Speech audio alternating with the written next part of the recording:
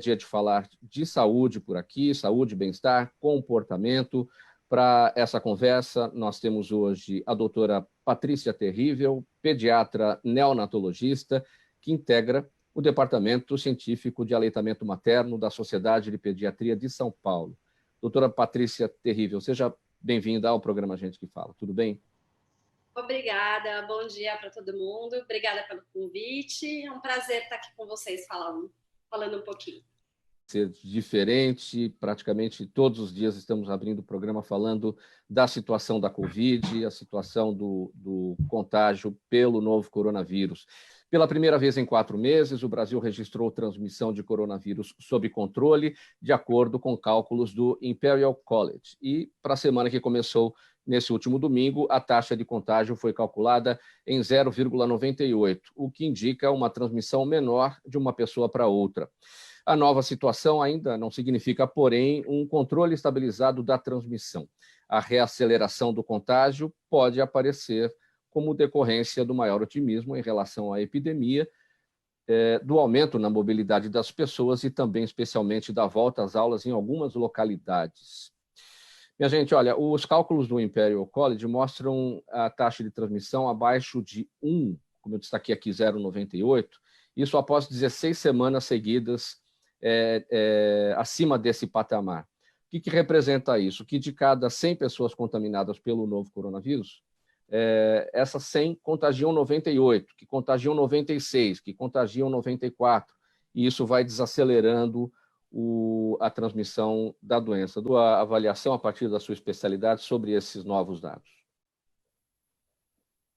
Conforme a doutora Juliana comentou, a nossa maior preocupação é esse volta às aulas, né? Graças a Deus as crianças se livraram dessa pandemia.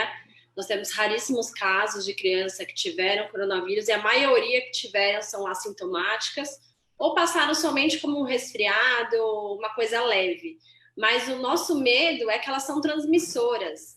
Então, nós isolamos durante muito tempo os grupos de risco, os idosos e tudo mais, e na hora do volta às aulas, as crianças vão acabar tendo acesso a todos esses idosos, aos avós. Fora que controlar, né? A gente falar para um adulto que ele tem que lavar a mão, que ele tem que usar máscara é uma coisa. Agora, fazer uma criança de 5, de 7 anos, que ela tem que ficar sentadinha na cadeira dela, que ela não pode brincar com o amiguinho, ela vai chegar para o amiguinho e falar, ai, olha, sua máscara é mais legal, e vai pegar a máscara.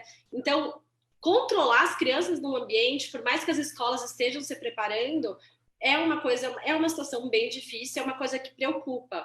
Justamente por estar nessa queda, todo mundo abaixa a guarda, né? Ah, não, já está melhorando, então não precisa tanto esse controle. E isso realmente está preocupando muito a gente. Em se tratando de coronavírus, cada dia é um aprendizado diferente por tudo isso que a Covid-19 representa, né? Nunca tínhamos visto algo semelhante, então é uma coisa que se aprende a cada dia. Ontem mesmo a Prefeitura de São Paulo apresentou um inquérito sorológico falando a respeito dessa situação das crianças e adolescentes assintomáticos e de um público pesquisado, 64% dessas crianças e adolescentes eram assintomáticos. É nesse sentido que você fala, né? Então, elas são assintomáticas, porém elas são portadoras, né? Então, nossa preocupação é essa. As crianças não sentirem nada, não terem nada, você liberar o seu filho para ir para a escola porque ele não está com febre, ele não está com nenhum sintoma, só que ele acaba pegando do amiguinho e levando para alguém dentro de casa. Sim. Agora, doutora Mara, mais um assunto aqui para as nossas especialistas. A amamentação até os 2 anos de idade, exclusiva até os 6 meses, traz inúmeros benefícios para as crianças, previne infecções e reduz os riscos de uma série de doenças, além de melhorar a nutrição e aumentar os laços entre mãe e filho. E mais, a amamentação também é um dos caminhos certeiros para a construção de um mundo mais sustentável, já que é de graça, serve a todos da mesma maneira e ainda evita o consumo desnecessário de uma série de produtos poluentes. Patrícia, as pessoas fazem esse tipo de relação, a amamentação, com a questão ambiental, mundo mais sustentável? Não, e aí eu quero contar para vocês o porquê que a gente está falando disso esse ano, né? Agosto, a gente fala que é o agosto dourado, que é o mês da amamentação, e todo ano tem um tema. E o tema desse ano mundial, que é a primeira semana de agosto, que é a Semana Mundial de Amamentação, o tema foi relacionado ao meio ambiente. Então, e muita gente estava me perguntando, mas, Paty, o que tem a ver, né? Amamentar, meio ambiente? Ninguém faz essa relação. E esse ano a gente pegou pesado nesse tema para trazer tudo isso para as pessoas. Então, o que eu queria explicar é assim: o leite é o único alimento que vai do produtor para o fornecedor direto, para o fornecedor, para o consumidor, desculpa, direto, sem precisar passar por nada, sem ter nenhum gasto, né? E aí a pessoa fala, tá, e o que isso tem a ver? A gente tem que pensar, quando a gente usa um leite que não seja um leite materno, ele tem que, para ser preparado, ele vai ter consumir água. Então, a gente vai pegar o leite em pó, vai adicionar água e preparar. Nisso, ele vai ser consumido ou por mamadeira, ou pelo copinho. Tudo isso gera plástico, que gera lixo. As próprias latas que a gente armazena o leite, acabando a lata, ela vai para onde? Vai para o lixo. Então, se a gente parar para pensar, quanto você gasta de água e detergente para lavar e esterilizar a mamadeira, o copinho, todas as vezes que você colocar para dar o leite para a criança. Então, é uma relação que ninguém fazia antes, e esse ano a gente está mostrando esses números, né? O quanto que amamentar protege o planeta. E o quanto que você deixar de amamentar, você usando tudo isso, gera lixo, gasta água, tem a questão do plástico também. Quanto gera esse lixo que a gente não parava para pensar antes. Sim, hoje em dia, como é que tem sido a amamentação? Até que idade as mães brasileiras têm conseguido amamentar os seus filhos? A recomendação da Organização Mundial de Saúde é 6 meses, tá? No mínimo exclusivo e pelo menos até os 2 anos. Porém, infelizmente, aqui no Brasil a taxa é muito baixa, tá? A gente chega, na média, até 3, 4 meses no máximo. E um dos motivos por isso é a questão da licença maternidade, que infelizmente nem todo mundo tem esses 180 dias, né? Esses 6 meses da licença maternidade. Isso acaba atrapalhando na hora da mãe voltar a trabalhar e não conseguir amamentar nesse intervalo. Tem muita gente ainda com pouco suporte, né? Então, o que a gente sempre fala de ter o pediatra, essa equipe multidisciplinar apoiando, porque amamentar não é fácil. Eu brinco muito que todo mundo posta nas redes sociais que é lindo, que é gostoso, mas ninguém mostra os sacrifícios, então não é fácil. E as mães, às vezes, não têm esse apoio nos primeiros dias, aí elas acabam desistindo da amamentação por ser mais fácil a mamadeira e perdem todos os benefícios que é a amamentação, né? Então, esse é um dos motivos também que acabam tendo muito desmame precoce aqui no Brasil. Além do uso de chupetas, que muita gente acaba usando a chupeta achando que está lá para ajudar, e é um dos maiores motivos de desmame precoce também.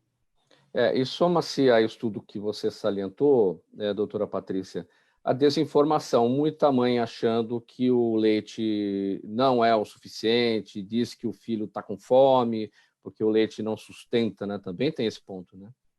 Exatamente. A gente fala muito na esterogestação, que é o 4º trimestre da gestação, que são os 3 primeiros meses, que é quando a criança quer colo, ela tem que ter colo. Eu brinco que é o open bar de TT, né? Porque a gente fica marcando, a criança tem que mamar de 3 em 3 horas. A criança tem que ficar 1 hora no peito. Nem a gente come de 3 em 3 horas, nem a gente come a mesma quantidade. Então, por isso que a gente fala que é o livre demanda. E essa falta de informação, o meu leite está fraco porque meu filho quer colo toda hora. O meu leite está fraco porque ele só chora. Ele chora porque ele quer colo, não necessariamente porque ele está com fome. E essa falta de apoio nesse momento realmente é muito, muito importante ter essa rede de apoio, porque a mãe, primeira coisa, ela associa choro com fome. E às vezes está com a fralda suja, a criança está com frio, está com calor e ela está chorando. Então, não existe leite fraco, tá? Nós temos muita coisa para fazer, existem consultoras de amamentação aí ajudando a gente também. É importante procurar ajuda. Se você acha que seu filho está com fome, que ele não está mamando o suficiente, procure uma ajuda, procure uma rede de apoio, um grupo de mães, para poder entender melhor e não desista tão fácil essa amamentação.